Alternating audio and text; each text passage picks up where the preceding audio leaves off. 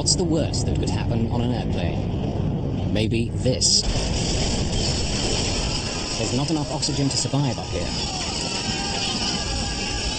A freezing wind of hurricane force is roaring through the cabin. The flight crew call Mayday, but nobody hears. And the airplane is headed for a mountain. It sounds like a nightmare. For everyone aboard Aloha Airlines Flight 243, this is no nightmare. It's reality. Aloha 243, still up.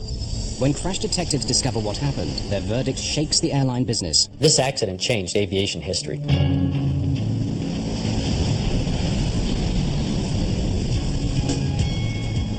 Some people choose to trespass in that narrow space between life and death. It's a scary place to be. Surfers get there by chasing killer waves. Just occasionally, fate puts ordinary people, not just thrill seekers, into that same deadly zone, where life hangs by a thread. On the afternoon of April 28, 1988, it will happen in the sky over Hawaii.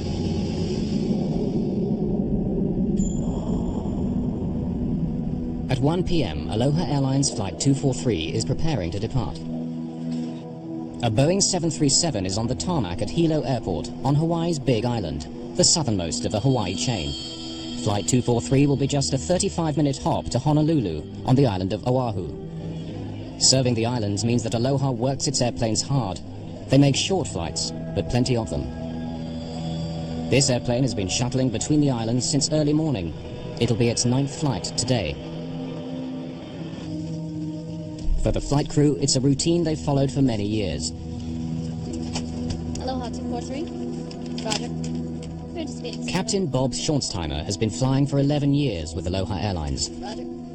His first officer, Mimi Tompkins, is hoping for promotion to captain after almost 9 years with Aloha. Did you hear any more about, Each of the flight attendants has a long service record too, but none so long as Clarabelle Lansing, known to everyone as just CB. Well, Mr. Kiner, welcome. Always good to see you, CB. You fixed some good weather for us. I'm smooth all the way. You bet. She's been flying for 37 years, since before the days of the first jet airliner. Let me help you with this. Oh, yeah. CB is the boss in the cabin, first flight attendant. Michelle Honda, a 14-year veteran, is number 2. Jane Sato Tomita has served 19 years. This is one of the most experienced crews you'll find, in an airplane that's been crisscrossing Hawaii's islands, safely, for 19 years. Circuit breakers. It's made more than 89,000 flights. On this day, only one other 737 in the entire world beats that record. checked? Passengers have no reason to doubt they're in safe hands. Until one passenger, Gail Yamamoto, sees something that makes her pause. But what is it she's concerned about? And how worried should she be? Do I say something? Patricia Aubrey lives in Hilo, but has an appointment today in Honolulu. At first, she opts for the very front of the airplane, in row 1. But somehow she feels uneasy and decides to move further back. She chooses a free seat in row 17.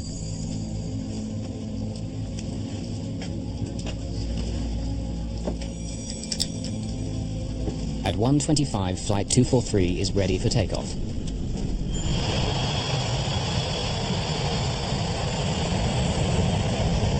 This airplane often rattles and shakes on takeoff and landing, but it's something the crew and regular passengers have grown used to. What's there to worry about? Hilo departure. This is Aloha 243, climbing through 3000. Roger, climbing to flight... Though he's the captain, Bob Schornsteimer has chosen to take charge of radio links with air traffic control. It's Mimi Tompkins who'll fly the plane to Honolulu. Most of the flight time is taken up in climbing to their cruising altitude. It'll take 20 minutes to climb to 7,300 meters.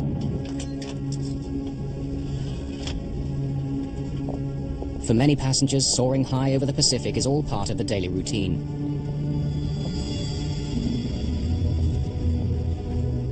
People like salesman Howard Kitaoka in row 5. He makes this trip often.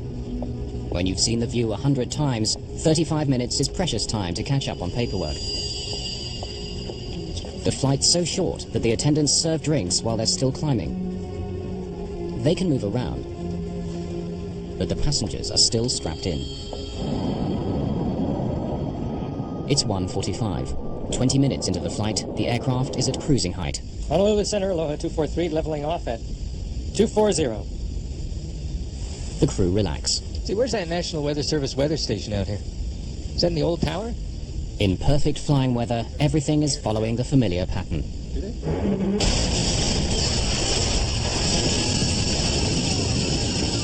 What's that? How to get down? We've lost pressure. I saw a brilliant flash of light and boom. Everything was being sucked out of the plane. Here's what's happened. An explosive decompression has torn away 35 square meters of fuselage. We were in a tremendous blast of wind. The wind blast was unbelievable. A mass of things just went whoosh out the plane. You know, hair was up here. Everybody was in their seat except the stewardesses. I saw the stewardess get smashed down in the aisle. I could see her hair blowing and I could see blood, but that's all I could see of her. Jane Sato Tomita has been struck by debris at row 2. Michelle Honda has been thrown to the floor at row 15. There's no sign at all of CB Lansing. I will take control column. Only seconds have passed since the explosion. The wind noise makes it impossible for the flight crew to communicate. Move back there. I can't hear you. Lost pressure. Now, for the first time, they gain a sense of what's happened. Visible over a mound of tangled debris, there's blue sky where the airplane roof used to be. The first 5 rows are now completely exposed to the sky on both sides of the plane. The initial threat of being sucked out is past since the airplane's now completely depressurized. But passengers are still in danger. My seatmate was flopping out outside the aircraft because at that point it was just the floor and no walls or seating. And so I grabbed him. The cold and oxygen deprivation are both potentially deadly. Just imagine the scene up there. The top of the airplane broken off. The passengers don't have any ability to get supplemental oxygen because the critical tubing that feeds that oxygen is now gone. And at 24,000 feet, with very little to breathe up there, the passengers become incapacitated. That's called hypoxia. If you stay up at that altitude for any prolonged period of time, you become more and more physically disabled. With the top of the airplane gone, you now have 300-mile-an-hour winds blowing into that cabin. That's 3 times hurricane force winds. Those people were dressed for Hawaii in the springtime, not minus 50-degree temperatures. Any period of time at 24,000 feet, and those people will die. High above the Pacific Ocean, an extraordinary drama is unfolding. An explosion at 7,300 meters aboard a Boeing 737 bound for the Hawaiian island of Oahu tears 35 square meters of fuselage from the airplane, exposing passengers to the sky. The cabin is depressurized with no emergency oxygen supply. Unless they rapidly reach a lower altitude where they can breathe again, the passengers will die. Captain Bob Schornsteimer takes over command of the aircraft from First Officer Mimi Tompkins. He begins an emergency descent, dropping 1,200 meters per minute, its speed now increasing to more than 500 kilometers an hour. As the aircraft hurtles down, passengers face a new terror.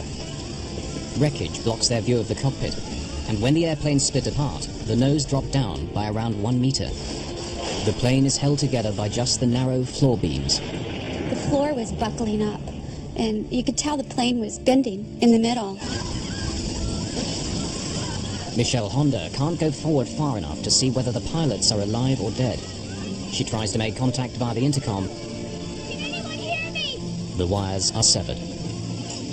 As she struggles forward to try to reach the cockpit, she gets asked the one question she can't answer. Do we have a pilot? I don't know. Do we have a pilot? I do not know. Can you fly a plane? The terror of those on board can only be imagined as she asks the one question no airplane passenger wants to hear. Can you fly a plane? Michelle Honda was coming up and cupping her hands and yelling in everyone's ear individually, "Can you fly a plane?" I was like, "What?" Get out of here. Is the pilot gone too? Because you couldn't tell if there was anybody up there. Do you know how to fly a plane? No. First Officer Mimi Tompkins tries to alert air traffic control at Honolulu. Recordings from the cockpit voice recorder, the black box, analysed later by accident investigators, provide a dramatic record of exactly what took place.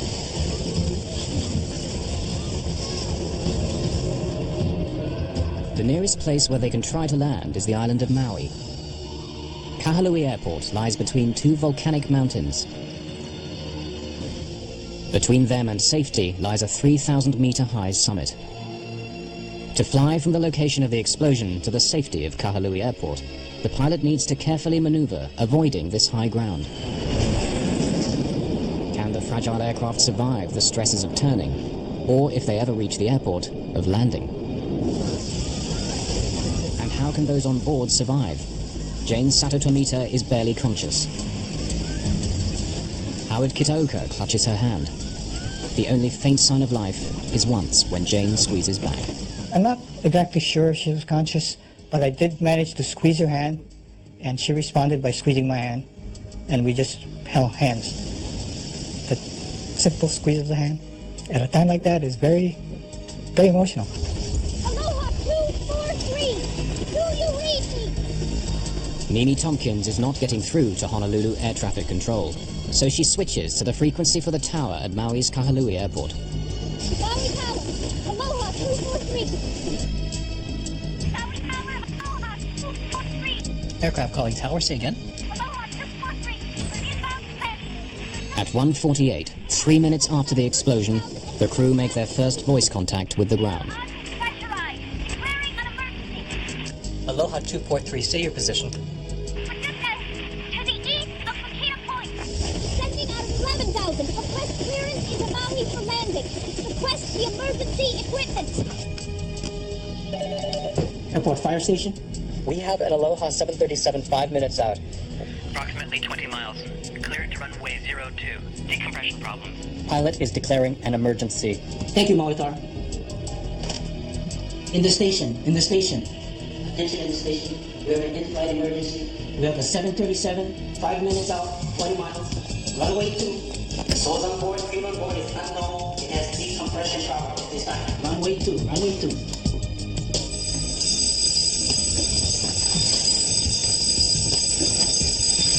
Aloha 243. Okay, the equipment is on the field. It's on the way. At 3,000 meters, flying west of the mountain, the pilot slows the aircraft and as gently as possible begins the right-hand turn towards Kahului. Passengers sense that someone must be in control of the aircraft. I've had some training as a pilot, and we were wings level. It wasn't in a dive or roll, it was wings level. At that moment, I thought, we have a chance. Meanwhile, those on the ground are unsure about what kind of crisis they're facing. It's a small airport. An airliner in trouble will test the fire crew's experience. For the air controller, it's hard to hear the airplane at all. Just to verify again, you're breaking up. Your call sign is 243. Is that correct? For 244. Aloha 243. Aloha 243. Aloha 243. Plan straight ahead for runway 02. I'll keep you advised of any wind change.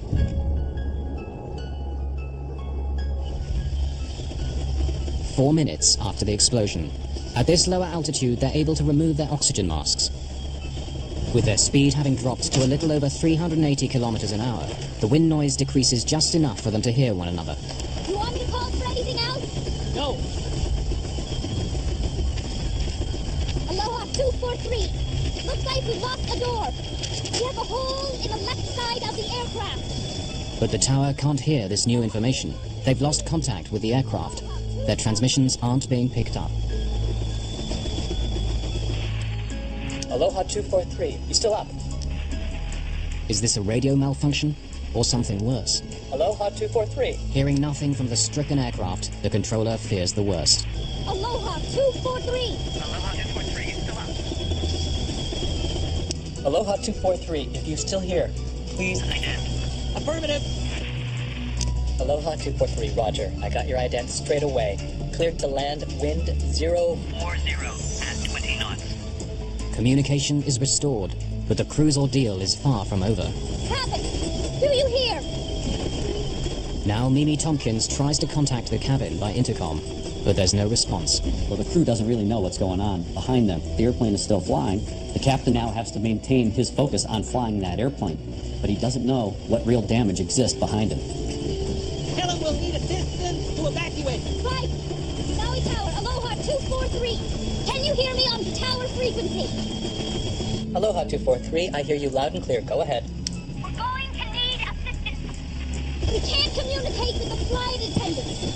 We'll need assistance with the passengers when we land. Okay, you're going to need an ambulance, is that correct? Affirmative. During the descent, passengers experience moments of pure terror. The plane kept vibrating and shaking, and the luggage racks were falling in, and there was electrical wires flying around zapping, and pretty much pandemonium, but it looked like the plane was ripping in half. And suddenly, there's a new problem for the flight crew to handle. Feels like manual reversion. What? The flight controls feel like manual reversion. It feels to the pilot as though hydraulic systems, like power steering in an automobile, have now failed. The airframe is under great stress. They need to land as soon as possible. Can we maintain altitude, okay? There are so many thoughts that go through your head. Like one of my thoughts was, man, don't put this thing in the water. I mean, you have people around you are hurt, unconscious. I didn't want to have to say, well, I'm going to try to save this guy first and that guy first, and don't put it on the water. The crew fear that critical wiring and control cables may have been severed. Have any of the airplane's vital parts been damaged? Let's try flying with the gear down. All right, you got it. There are lights to indicate whether or not the landing gear has safely deployed. The main undercarriage has extended as normal, but the light showing that the nose wheel has extended doesn't come on. The last thing the pilot wanted to see, especially with his airplane in the condition it was in, was that he didn't have a nose gear, because when the nose touched down on the runway, it would have broken the airplane apart, therefore breaking probably the fuel tanks apart, which could lead to a very dramatic fire and explosion. A second attempt to extend the landing gear. The nose gear light is still out, but the radio link is so bad, the tower is still trying to assimilate the crisis. Aloha 243. Just to verify, you do need an ambulance, is that correct? I still don't understand. Affirmative. Roger, how many do you think are injured? We have no idea. We can't communicate with the flight attendants. Okay, we'll have the ambulance on the way. There's a possibility that we won't have a nose gear. Now Bob Schornsteimer has to make a critical decision. Should he wait for confirmation that the undercarriage is down, or land anyway? The textbook in this case would tell the pilots to overfly the airfield so that the air traffic controllers can look at the landing gear and give them a report whether it's up or down. The pilots would then have to maneuver the airplane all the way around the airfield, come in for an approach, and land. But with an airplane which might break apart at any moment, that's out of the question. Tell them we've got problems. But we're going to land anyway, even without a nose gear. But they should be aware that we don't have a nose gear indication down. Aloha 243. Wind now 050. The emergency equipment is in place. Okay, be advised. We have no nose gear. We are landing with no nose gear. Okay, if you need any other assistance, Distance advised. We'll need all the equipment you've got. Maui is not an ideal place to head for, with a damaged airplane. The island's exposed north shore lies directly in the path of the trade winds. I've done that landing a lot of times, and that particular approach corridor is very windy because of the mountain on one side and mountain on the other. So it's a very bumpy approach. But that's basically all we had. Any kind of in-flight turbulence, that would have put great stresses on the front end of the airplane. And there's a high probability that the cockpit would have separated from the rest of the fuselage. Catastrophic loss of the airplane and a loss of life. With the airfield now in sight, Bob Schornsteimer has more critical decisions to make. He begins to slow the aircraft for landing. Let's try flaps 15. An airplane's flaps are sliding panels at the back of the wings. To increase lift at low speeds, they need to be extended during takeoff and landing. Is it easier to control with the flaps up? Yeah. Put them back to 5. Can you give me a V speed for a flap 5 landing? No two aircraft landings are the same. Pilots have to factor in many things: the wind speed and direction, passenger and fuel load, and the length of the runway before them. You want the flaps right now as we land? What? You want the flaps right down as we land? Yeah. But after we touch down. Okay. A complicated formula provides the VREF, indicating the safe landing speed.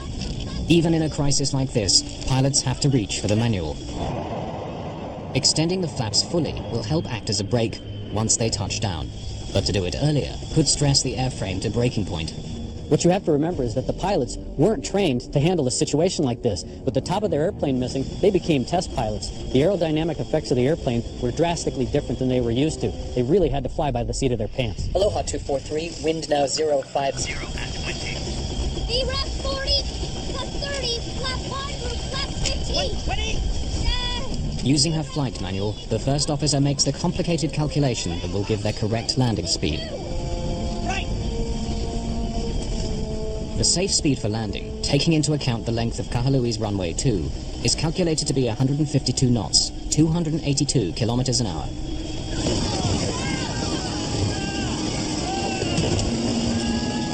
As the airplane slows, it becomes much harder to control. And so the pilot has to make another crucial call.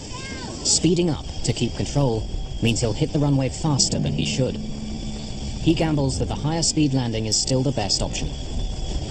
Our approach speed, I felt, was hot. I mean, we were coming in hot. I don't know, don't ask me how many miles an hour it was, because I don't know. But from other landings, we were coming in fairly hot. Crash rescue teams prepare themselves for a worst-case scenario. At high speed and without the nose gear, a crash landing followed by a catastrophic fuel fire now seems inevitable. Under these conditions, the lack of a nose gear could have been a death sentence for everybody aboard this aircraft. A Boeing 737 with 95 people on board has suffered an explosive decompression near the Hawaiian island of Maui. It's still airborne, but only just, with 35 square meters of fuselage missing from the Aloha plane. As they prepare for an emergency landing, warning lights indicate that the forward landing gear has not deployed. If so, the airplane will most likely crash and burn. In the 12 horrifying minutes since the explosion, some passengers are convinced they're not going to make it alive. I thought it was going to go in the water, and I was eaten by sharks. And then we saw the mountain, and I didn't think we were going to make it over it. I just knew we were going to crash into that mountain. And then when we could tell, we could see the airport. And then, then I burned to death because the plane blew up when we hit the runway. Suddenly, the news the pilots have been praying for. The gear is down. Inform code command, the gear is down. Okay, thanks. Aloha 243, just for your information, the gear appears down. The gear appears down. Want me to go to flaps 40? Help you? No, on the ground.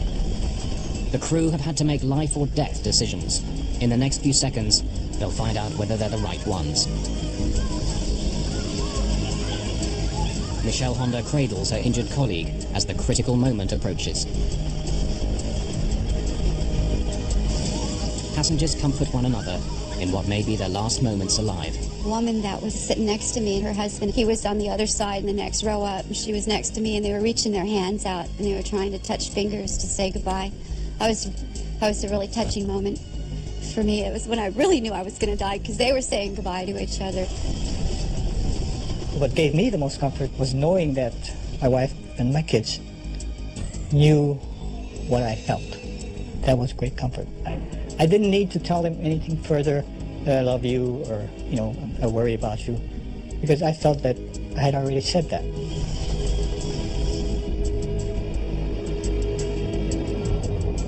Though the forward undercarriage has extended, the crew still can't be certain whether it is locked in place or whether it'll collapse on landing.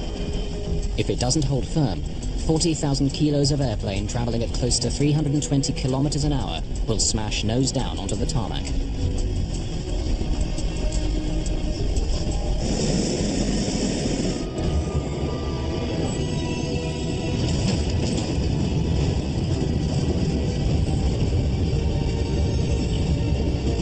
Left reverse. Okay. Cross reverser.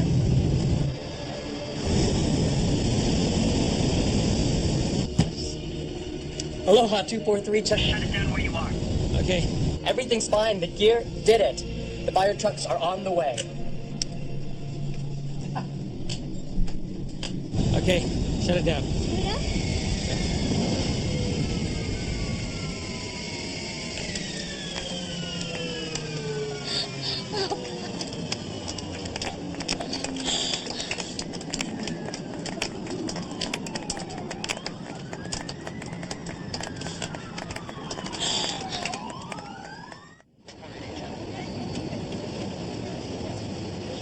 In this extraordinary video, captured moments after landing, the amount of damage the airplane suffered is difficult to comprehend.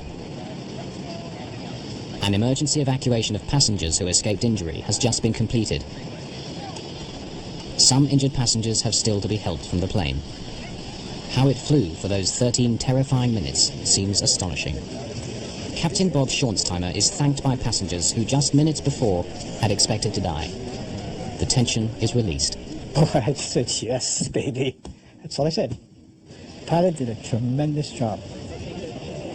Patricia Aubrey hugs her heroine, Michelle Honda. I was crying, and of course everybody was traumatized, looking at the plane and looking at the people bleeding, and just, I kept touching myself, going, I'm here.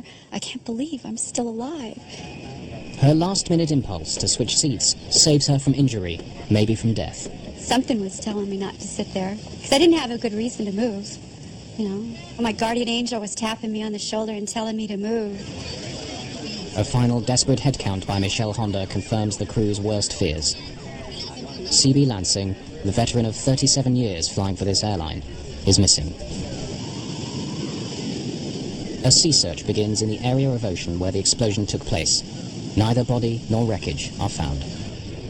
Jane Sato Tomita has started to recover. 7 passengers are seriously hurt, the worst injury a skull fracture. But how have the rest survived? At the moment of decompression, it's just their seatbelts which made the difference between life and death.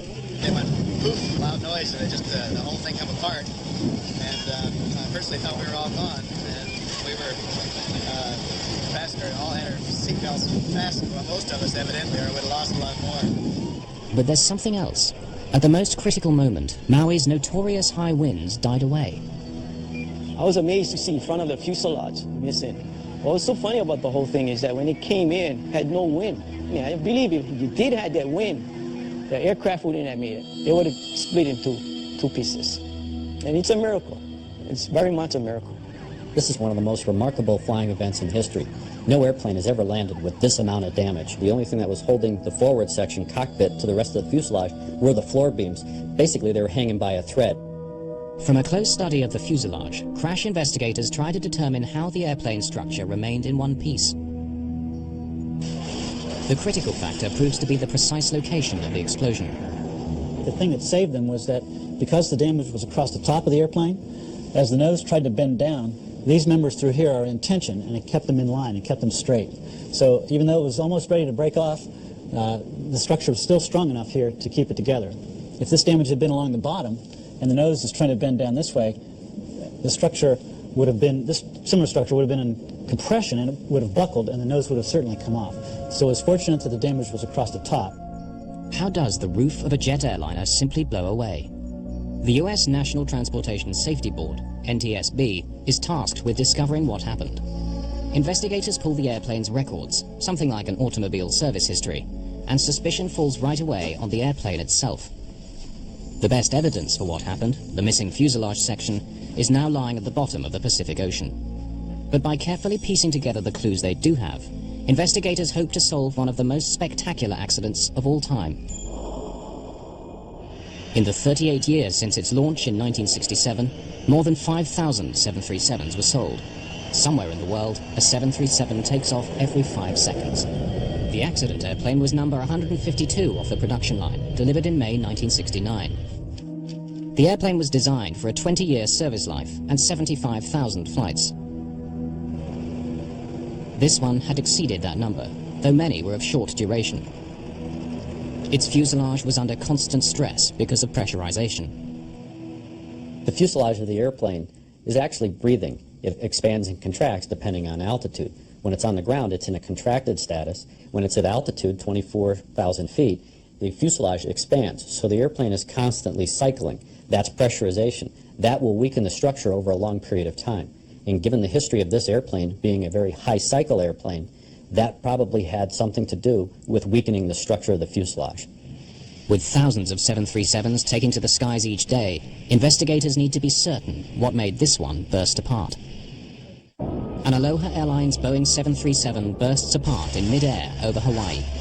After 13 extraordinary minutes in the air, it makes an emergency landing on the island of Maui. Investigators need to discover what caused this spectacular incident. In Washington, D.C., Jim Wildey is one of the NTSB team who worked the case. His expertise as a metallurgist proves crucial. I got a call about 2 in the morning, in the middle of the night, from my boss, and there had been an accident in Hawaii. They were putting the team together, and I hopped on a plane and went to Hawaii. He takes samples from the remaining fuselage, and back in the lab discovers something barely visible to the naked eye. Hairline cracks like this, beside the holes where rivets had been. Figuring out how those cracks came to be there means going back to basics, to the way the Boeing 737 was put together. Airplanes are built from many separate panels. Where they overlap, they're bonded together by a powerful adhesive known as epoxy. Rivets hold the panels tight together while the epoxy sets hard. On the Aloha airplane, there's telltale discoloration inside the overlapping joints. Here is the vital clue. You can see now where the dark material is the epoxy that was used to bond the 2 layers of the lap joint together. The white material you see here is corrosion damage of the aluminum fuselage skin. So the original intent was the stress of trying to pull one skin away from the other skin piece, the stresses would go through the bonding and not through the rivets.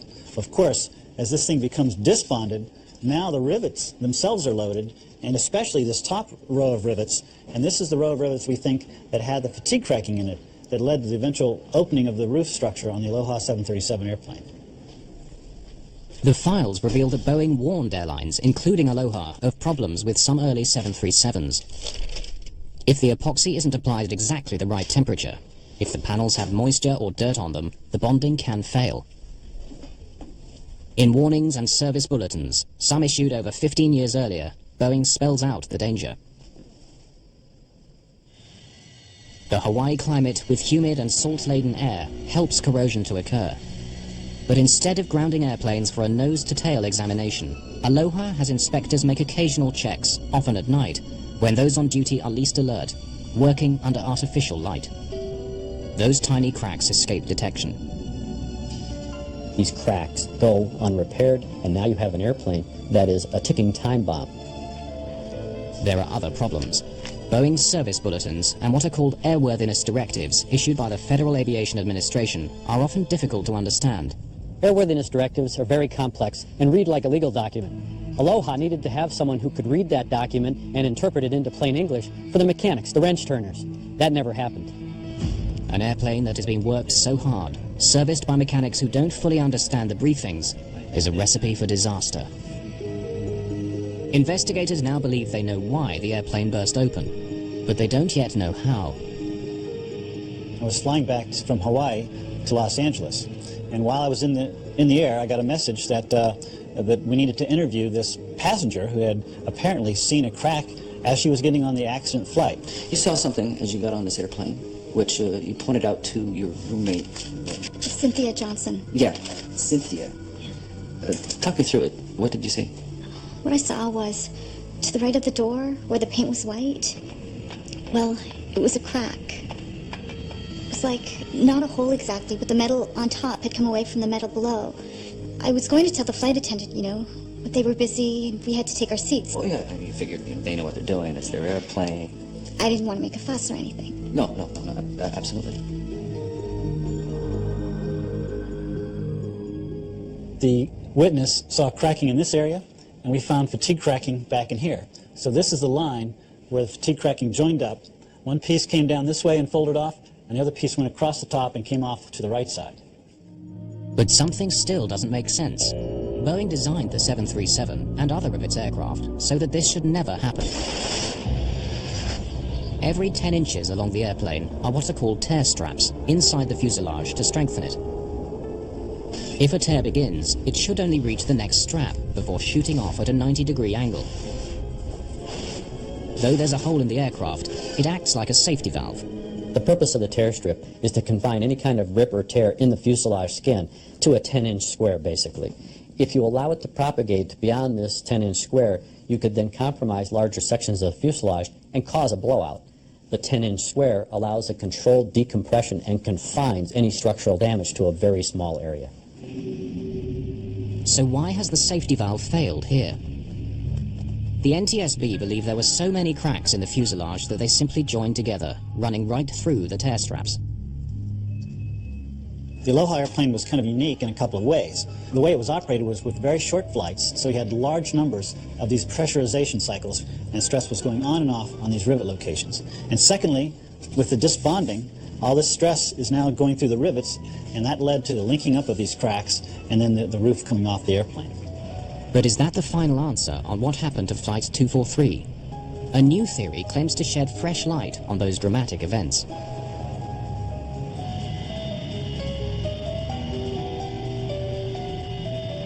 Matt Austin is an engineer who lives in Honolulu.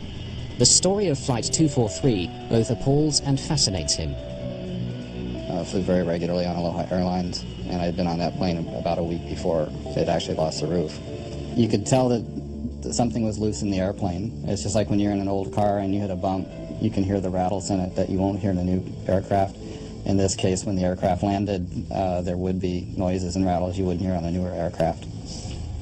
He begins his own investigation, scrutinizing the 4,000 pages of evidence and photographs gathered during the official inquiry. I am an expert in explosion dynamics and how pressure vessels explode, what causes them to explode, which way the cracks run as they're coming apart. In the case of the Aloha accident, the main focus from the aeronautical industry was they were looking at it as an airplane structural failure, whereas I analyzed it from the point of view of a pressure vessel failure. As he reviews the evidence, one question keeps recurring. Why is CB Lansing sucked out of the aircraft and not her colleague Jane Sato Tomita?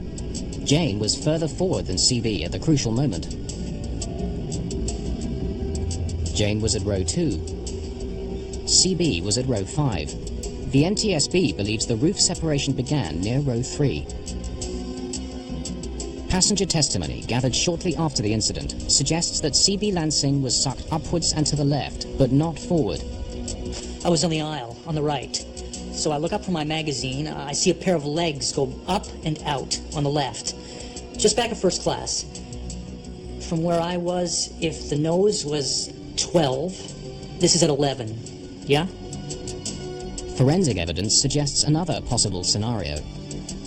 Michael Sweet, an ex-cop, is now a specialist in blood spatter analysis. By studying bloodstains at crime scenes, he can help put a killer behind bars or free the innocent. He examines official photographs of the 737 fuselage. This is a large photograph of the left side of the airplane. The front would be in this location. There's what we suspect to be a bloodstain pattern on the right beside the window, right here. Could this bloodstain be where CB Lansing's head impacted with the outside of the fuselage? The analyst believes so. Well, the fact that there are bloodstains on the side of this airplane suggests to me that the blood source in this case was momentarily trapped when it came into contact with the side of the airplane. If the flight attendant in this case was ejected outside of a gaping hole, I would expect her to disappear almost immediately and not leave any bloodstains on the side of the airplane. This analysis suggests only that she was trapped, but without explaining how or why. Matt Austin believes he has the answer. On April the 28th, 1988, a Boeing 737 owned by Aloha Airlines in Hawaii suffers an explosive decompression in midair. Amazingly, it lands safely with the loss of one crew member. Investigators blame metal fatigue due to poor maintenance. But a new and controversial theory has emerged, challenging at least part of the chain of events. What if a safety hole has opened up as it was designed to do, but directly above the flight attendant? Matt Austin believes CB Lansing is sucked into the safety hole, momentarily blocking it. All of the air that's trying to escape has no place to go, so it built up a huge pressure spike, and that's what blew the roof off the top of the airplane. What he's describing is known as a fluid hammer. In scientific terms, air is fluid, as is water. Here's a simple demonstration in a bathtub. The water is in fact escaping through the drain, As we move the drain plug back down toward the hole, it will immediately slam shut and create a force, which is a simple example of a fluid hammer. He believes this phenomenon, on a giant scale, caused the accident. It's very tragic, but if we don't look at the forensic evidence that's left, then we won't understand exactly what caused the explosive decompression and possibly prevent a future occurrence. The NTSB say that the fluid hammer theory is valid scientifically, but for them the evidence still points to something simpler, a virtually simultaneous failure in the airplane's many weak spots. The Safety Board's investigations are never really closed. We always would take into account any new information that comes out. I believe in the case of the Aloha accident, we have not changed our probable cause, and we still are sticking with the probable cause as we determined back in 1988. Since the crucial physical evidence was never found, what happened on board at the precise moment of explosion will probably never be known. Aloha Airlines management took most of the blame for their poor maintenance regime. The NTSB demanded that the Federal Aviation Administration do a much better job enforcing maintenance standards. Boeing had already improved their manufacturing process to prevent the adhesive becoming so easily contaminated. What happened on Flight 243 made flying safer. Soon after, Congress passed the Aviation Safety Research Act. This accident had a very profound effect on the aviation industry and the way we look at aging airplanes, old aircraft. We changed the way we monitor how they age, the way we inspect them, and of course now how we manufacture them. We use different processes. This was a very critical accident for aviation history. Those 13 terrifying minutes also left their impact on the survivors of Flight 243. I had to go through a healing process. I took fear flying classes, and the old saying of you fall off a horse and you get back on it is very accurate, but it's a lot tougher to actually do it.